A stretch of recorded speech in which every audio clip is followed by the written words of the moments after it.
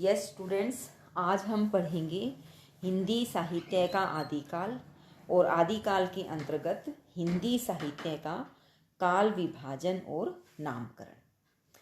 हिंदी साहित्य का इतिहास जो है वो भारतीय जनता की लगभग 1000 वर्षों की चिंतन धारा और उनकी अनुभूतियों का इतिहास है।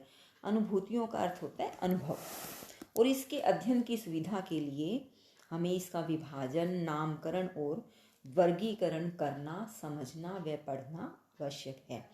अब आप समझ ही गए होंगे कि हिंदी साहित्य के इतिहास का काल विभाजन हम क्यों पढ़ते हैं। इसके पढ़े जाने का, समझे जाने का कारण क्या है? क्योंकि यह इतिहास बहुत विस्तृत है, व्यापक है, बड़ा है।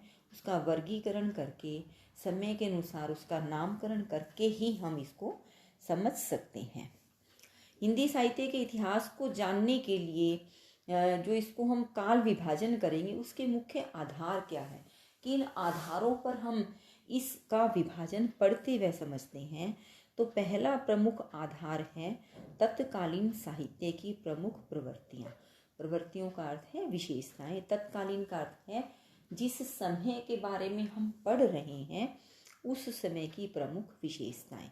विषय विशेष अर्थात जो साहित्य लिखा गया है उसका प्रमुख विषय क्या रहा, उस समय के प्रमुख कवि कौन कौन से रहे, और उन कवियों की प्रसिद्ध कृतियाँ अर्थात रचनाएं कौन कौन सी रही।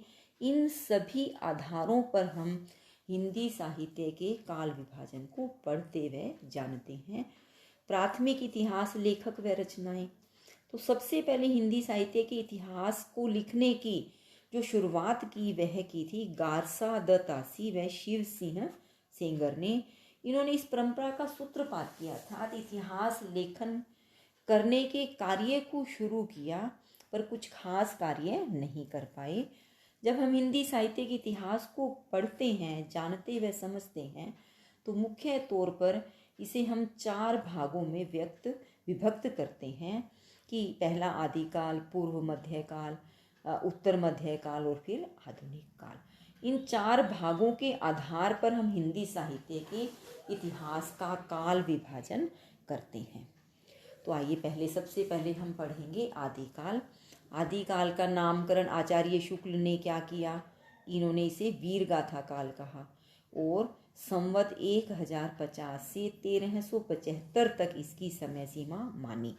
जबकि डॉक्टर राम कुमार वर्मा ने इसको 2 भागों में बांट दिया, पहला भाग संधि काल और दूसरा चारण काल, और उन्होंने समय सीमा जो है लगभग 750 से 1375 तक मांगी। जबकि राहुल सांकृत्यायन ने इसे सिद्ध सामंत काल नाम दिया। आचार्य महावीर प्रसाद द्विवेदी जी ने इसे बीजवपन काल कहा और आचार्य हजारी प्रसाद द्विवेदी जी ने इसे आदिकाल कहते हुए समय सीमा 1000 से 1400 तक मानी। इस प्रकार आपने जाना कि आदिकाल के नामकरण के बारे में विभिन्न विद्वानों में विभिन्न मतभेद है। कोई इसे इसकी वीर गाथात्मक रचनाओं के आधार पर वीर गाथा काल कहता है, कोई 2 युगों की संधि का समय मानकर संधि काल कहता है, कोई कहता है कि चारण भाट कवियों की रचनाएं थी इसलिए चारण काल है, कोई कहता है कि हिंदी साहित्य की बीजव का अर्थ है बीज के उगने का समय था, बीजव काल काल है, कोई कहता है कि इसका आदिकाल नाम है। तो डॉक्टर गणपति चंद्र गुप्त क्या कहते हैं कि जब तक विद्वानों में कोई निश्चित मत हमें सामने नहीं आ जाता तब तक आदिकाल को आदिकाल कहना ही संगत अर्थात सही है। पूर्व मध्यकाल, देखिए मध्यकाल को 2 भागों में बांटा गया। मध्यकाल का जो शुरुआती समय है अर्थात पूर्व का समय है उसको इन्होंने पूर्व मध्यकाल कहा, और जो इसका बाद का समय है उसे उत्तर मध्यकाल कहा। आचार्य रामचंद्र शुक्ल जी ने इसकी समय सीमा जो है पूर्व मध्यकाल की 1375 से 1700 तक। जबकि बाबू श्याम सुंदर दास जी क्या मानते हैं कि यह 1400 से है। तो कोई खास फर्क नहीं है, अर्थात पूर्व मध्यकाल की समय सीमा के बारे में विद्वानों में कुछ खास मतभेद नहीं है। 1400 कहें या 1375 कहें से 1700 तक ही सभी मानते हैं। आचार्य शुक्ल ने पूर्व मध्यकाल की 4 धाराएं, शाखाएं बताई है। आप कह सकते हैं 4 भागों में बांटा है कि पहली ज्ञान मार्गी शाखा और दूसरी प्रेम मार्गी शाखा। जो ज्ञान मार्गी और प्रेम मार्गी शाखा है इसे इन्होंने निर्गुण साहित्य का दर्जा दिया है, और जबकि राम भक्ति शाखा और कृष्ण भक्ति शाखा को इन्होंने सगुण साहित्य का दर्जा दिया है। अर्थात 4 भाग हैं, पहले 2 भाग निर्गुण साहित्य और लास्ट के जो 2 भाग हैं, तीसरा और चौथा, उसे सगुण साहित्य का नाम दिया है। अब पूर्व मध्य काल जो है इसको इन्होंने भक्ति काल का नाम दिया है। ठीक है, पूर्व मध्य काल जो है वह भक्ति काल के नाम से जाना जाता है, और भक्ति काल की 4 शाखाएं हैं।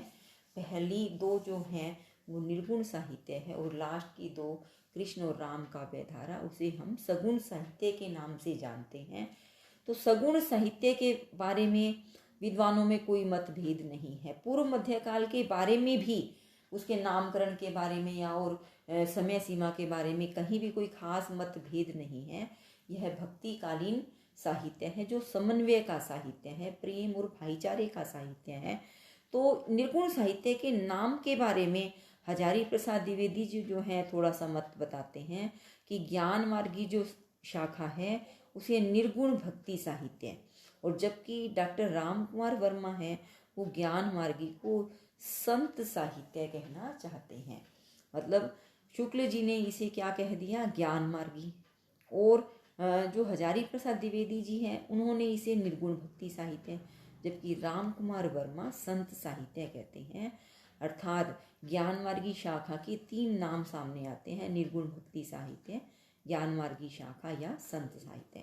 जबकि आप ये कहेंगे कि जो प्रेम मार्गी शाखा है उसे लगभग सभी विद्वान प्रेम मार्गी शाखा के साथ साथ सूफी काव्य का नाम भी देते रहे हैं। अर्थात प्रेम मार्गी शाखा या सूफी काव्य धारा समान बात है।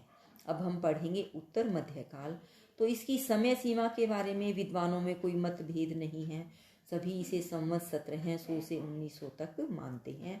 आचार्य इसके नामकरण के बारे में विद्वानों में मतभेद है, किसी ने इसे कुछ नाम दिया है, किसी ने कुछ। जैसे आचार्य रामचंद्र शुक्ल ने इसमें रीति ग्रंथों की प्रचुरता का अर्थ है, भी रीति ग्रंथ ज़्यादा लिखे गए इसलिए रीति काल नाम कहा है। विश्वनाथ मिश्र जी श्रृंगार रस की प्रधानता के कारण, अर्थात इस युग की रचनाओं में श्रृंगार रस सबसे ज़्यादा है इसलिए श्रृंगार काल नाम देते हैं। जबकि अलंकारों का अधिक प्रयोग किए जाने के कारण मिश्र बंधु इसे अलंकृत काल के नाम से आप कह सकते हैं नामित करते हैं या अलंकृत काल नाम से पुकारते हैं। जबकि डॉक्टर रमा शंकर शुक्ल इसे काव्य कला काल मानते हैं, क्योंकि काव्य कला का उत्कर्ष इस काल में देखा जाता है। उत्कर्ष का अर्थ है कि जो काव्य की कलाएं हैं वो बहुत ज़्यादा विकास की चरम सीमा पर पहुंच गई थी। उत्कर्ष का समय है कि जब हम किसी चीज़ की ऊंचाई पर पहुंच जाते हैं। डॉक्टर राम कुमार वर्मा इसे कला काल कहते हैं क्योंकि इसमें अनेक कलाओं का प्रयोग किया गया। और वैसे सभी विद्वानों के आप कह सकते हैं कि मिले जुले मत के अनुसार रीति ग्रंथों की प्रचुरता के कारण रीति काल नामकरण ही अधिक युक्ति संगत प्रतीत होता है। अब हम पढ़ेंगे आधुनिक काल। तो इसकी समय सीमा भी सभी विद्वानों ने संवत 1900 से आज तक मानी है। अर्थात अब जो साहित्य लिखा जा रहा है उस सारे साहित्य को हम आधुनिक काल के नाम से ही जानते हैं। आचार्य रामचंद्र शुक्ल ने इसे गद्य काल भी कहा है। क्यों कहा है? क्योंकि इस युग में गद्य की प्रधानता हुई, जबकि यह बात सही नहीं है। इसमें गद्य और काव्य दोनों ही में अलग तरह के प्रयोग किए गए, दोनों का ही पूर्ण रूप से विकास हुआ। तो इसे आधुनिक काल भी और गद्य काल भी दोनों नामों से जाना जाता है। और आप देखिए कि आधुनिक काल की फिर हम अगर माने तो 2 पड़ाव हो गए, क्योंकि आधुनिक काल से पहले हमेशा क्या होता था, पद्य ही रचनाएं अर्थात काव्यात्मक रचनाएं ही लिखी जाती थी। जबकि आधुनिक काल में पद्य और गद्य, ऐसा नहीं है कि सिर्फ गद्य का विकास हुआ, कविता का भी बहुत नए रूप में विकास हुआ। तो गद्य और पद्य 2 रूपों में इस युग में रचनाएं लिखी गई। तो पद्य युग जो है, इसका काव्य युग जो है, आधुनिक काल की जो कविता है उसके कई भाग हैं। भारतेंदु युग, द्विवेदी युग, छायावाद, प्रगतिवाद, प्रयोगवाद, नई कविता, और इसके आगे इसको समकालीन कविता भी कहा गया। जबकि जो इसका गद्य युग है वो क्या है? भारतेंदु पूर्व गद्य युग। इसके 4 पड़ाव हैं। भारतेंदु पूर्व गद्य युग, भारतेंदु युग जिसे हम प्रसार काल भी कहते हैं, द्विवेदी युग और फिर प्रौढ़ युग। प्रौढ़ का अर्थ क्या होता है कि जब किसी चीज़ के बारे में पूर्णता, आप कह सकते हैं विकास हो जाता है, उसमें कुछ नया जुड़ जाता है, उसमें प्रौढ़ता आ जाती है, परिपक्वता आ जाती है, तब हम उसे प्रौढ़ युग का नाम देते हैं।